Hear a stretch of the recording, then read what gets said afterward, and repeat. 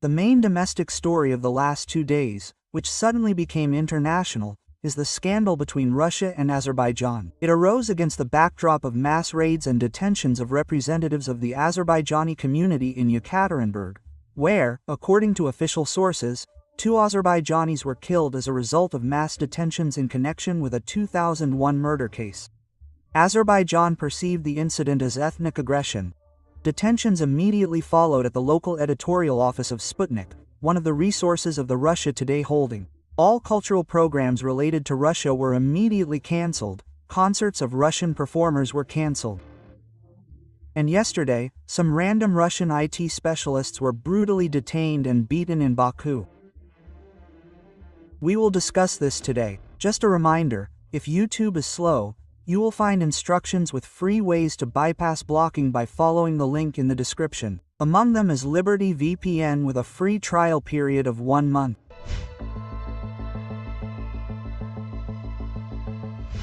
It is always very interesting to observe how Russian propaganda and official spokesmen get into situations that go beyond the usual templates, and how these people break down.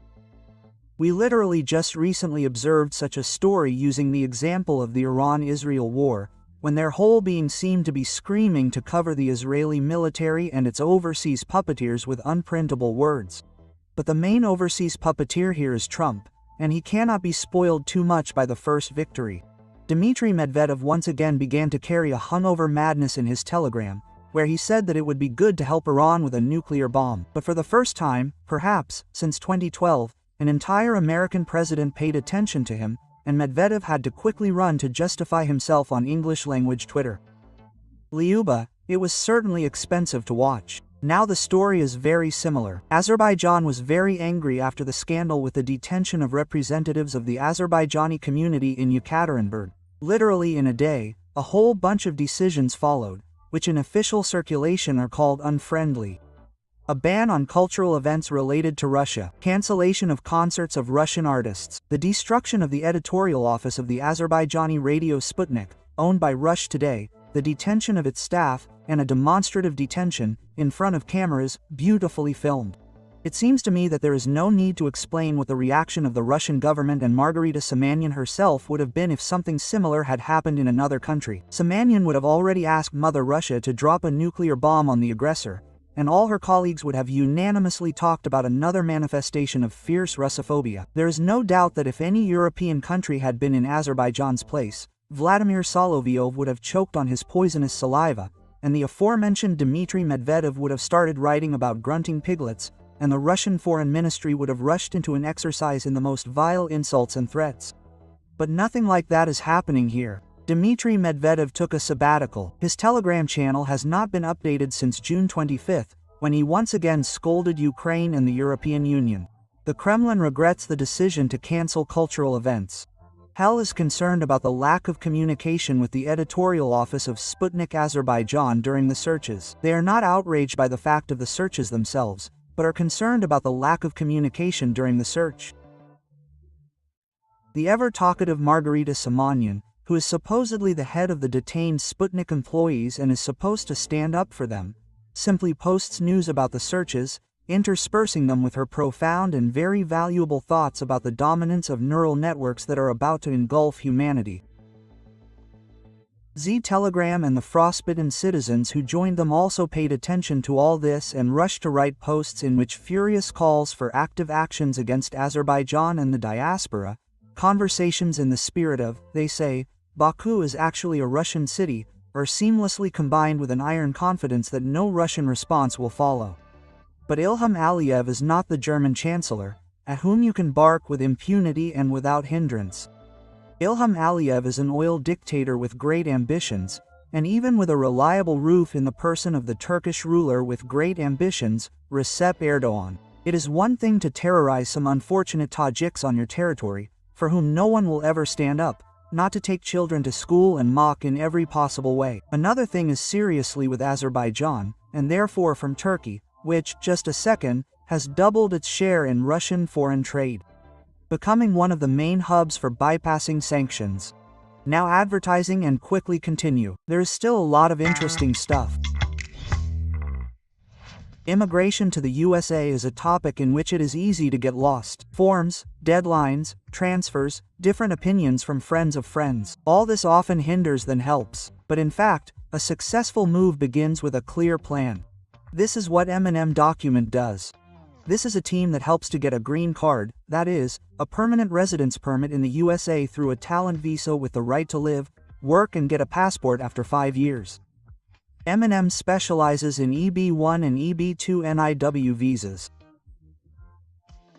For those who have professional experience or serious achievements in their field, they do not need an employer, do not need to win an Oscar or receive a Nobel Prize, but real success in your field is needed. You can be an IT specialist, a doctor, a scientist, a manager, an architect, an athlete, or just a professional in your field. The list of suitable specialties and criteria is much wider than Doom usually does.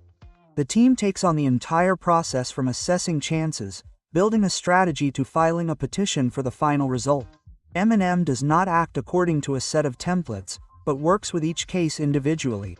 The company's office is located in New York. Their specialists understand well how the visa approval process works. They have experience working with complex cases and other types of visas. On July 6th, the company turns 3 years old. In honor of the birthday, they give a 20% discount on preparing a case for a talent visa. The discount is valid until August 1st.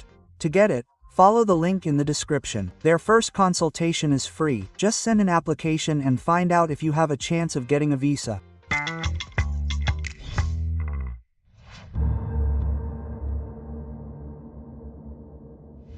There is no doubt that the Russian authorities will act in the same vein, randomly terrorizing the Azerbaijani diaspora. And for those who are waiting for a decisive government response, a blow to Azerbaijan from all guns, we have bad news, and maybe good news. Putin's regime always understands very well who can be decisively and selflessly attacked, and who needs to be spoken to in the standard diplomatic language. Azerbaijan has begun to respond to the detention of diaspora representatives exactly as expected. It must be understood that despite all the similarities, the regime there is different. Yes, it is a personalistic dictatorship, but it is a special kind of national, even largely nationalistic. As for any national state, the diaspora is not cut off for Azerbaijan. When Azerbaijanis are terrorized somewhere, no matter what passport they have, it is perceived as a blow to their own. Any regime looks at the world through the prism of its own system, and, apparently, Azerbaijan believes that absolutely any Russians who are on its territory, from Putin's point of view, are also their own people. Therefore, we see that following the employees of the local satellite, who really work for the Russian state and their detention can be sensitive, completely random people have ended up under the roller simply on the basis of citizenship. Judging by the photos we saw, it was just some IT guys and office workers who were detained and beaten in Baku. It turns out that Baku believes that if Azerbaijanis are being thrashed in Russia, then the appropriate response would be to thrash Russians in Azerbaijan. But it doesn't work that way with the Russian regime. There is no commonality between the Russian regime and the diaspora abroad. Vladimir Putin doesn't care at all that Russian citizens can de facto become hostages of a rather brutal regime. The Russian dictatorship is not national. The fate of random detainees, and especially IT guys who are alien to the ruling security officers, is not an argument for the regime, and in general, it is not interested in this.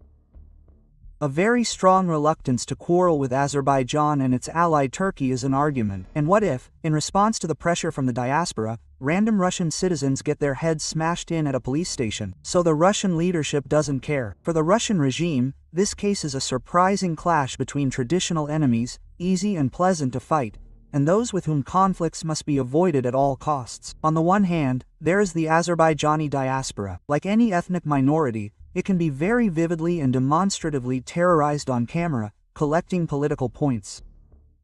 These people are defenseless before the state, and state xenophobia is now an integral part of Russian domestic policy.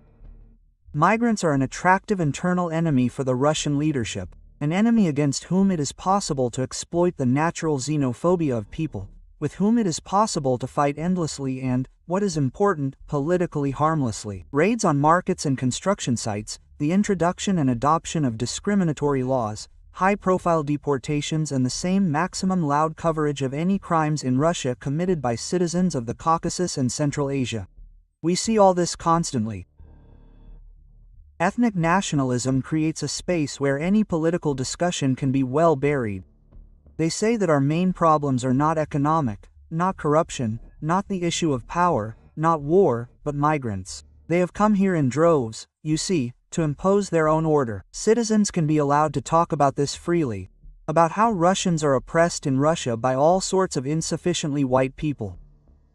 To adopt a new cannibalistic law, to close access to schools for migrant children, to collect biometric data from everyone, to forbid them to work in some industries, to organize a show raid. All this is for the soul. This is a victory over people without weapons, who can be defeated at least every day. On the other hand, such regimes as the Azerbaijani one are extremely unpleasant targets for external aggression. We remember well how Vladimir Putin withdrew from defending his former ally Armenia when Azerbaijan began to attack in Nagorno-Karabakh. We remember that no indignation or threats to bang a nuclear bomb on the side followed after Azerbaijan quite unequivocally accused Russia of the destruction of its passenger plane. Putin also reacted very calmly to any antics of Lukashenko. No one tore the shirt off their chest for the top manager of Uralkali taken hostage. As soon as Putin encounters not democracy, limited by rules and decency, but characters similar to himself, or even more crazy, the militant passion and readiness to go for endless escalation immediately disappears somewhere. As a result, the state media of Azerbaijan and its officials curse Putin like crazy, and their Russian colleagues were not even given any guidelines. And they comment on this topic very calmly, in a sadly dejected manner. It seems that without the opportunity to respond publicly, they can take it out on the diaspora. After all these raids and arrests on camera are goods exclusively for domestic consumption. But it turned out that in this case this is not so, that Aliyev perceives the repressions against his own as aggression against himself, to which he responds humiliatingly and as publicly as possible. In the end, from the point of view of those who are targeted by the xenophobic propaganda, it looks completely different from what Putin's political strategists intended to say.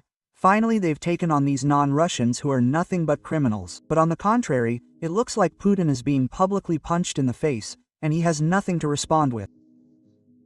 You may have noticed the story in Yekaterinburg itself, where 2 Azerbaijanis were killed as a result of a police raid on some murder in 2001.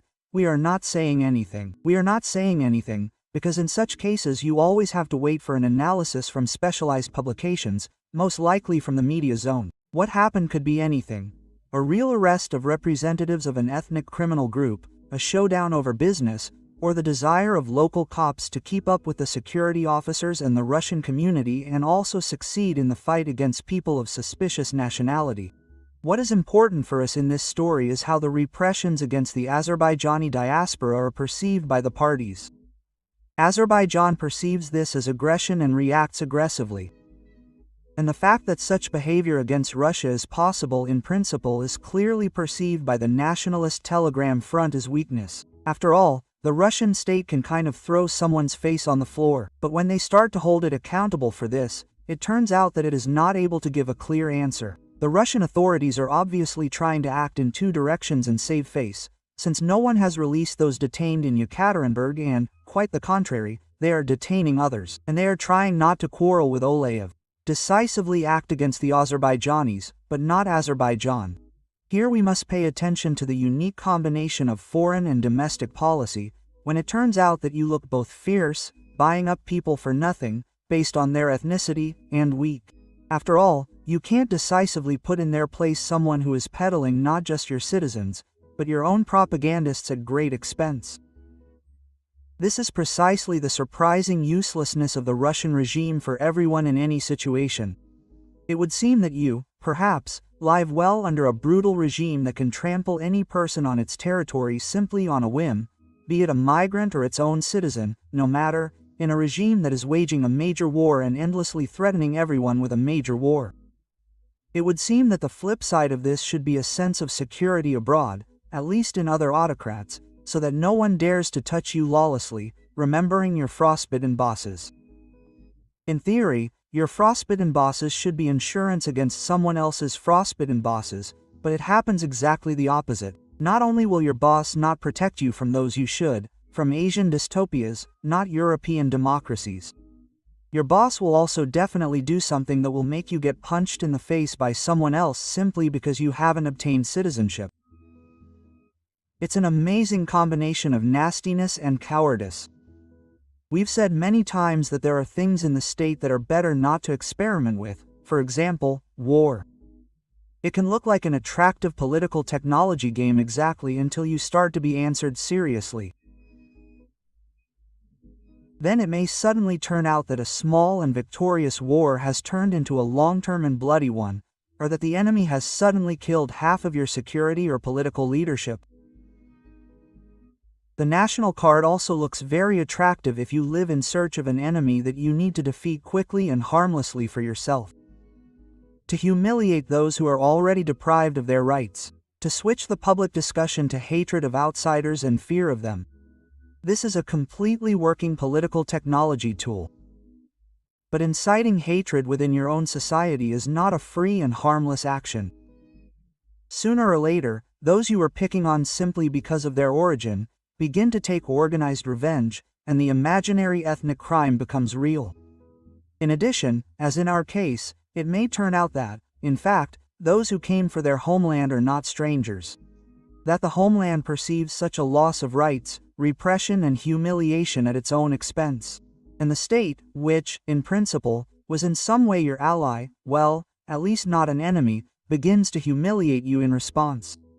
Your policy, aimed only at internal consumption, will be heard outside. Outside they will hear that you have written someone down as second class simply because of their origin and will want to take revenge. And then it will turn out that the entire state is not the same as a disenfranchised migrant. It will drag your face across the table, and you will not be able to do anything about it. There is nothing more dangerous than the deliberate policy of exploiting xenophobia that Putin is pursuing today. The bill for actions like depriving children of access to schools will come in the future.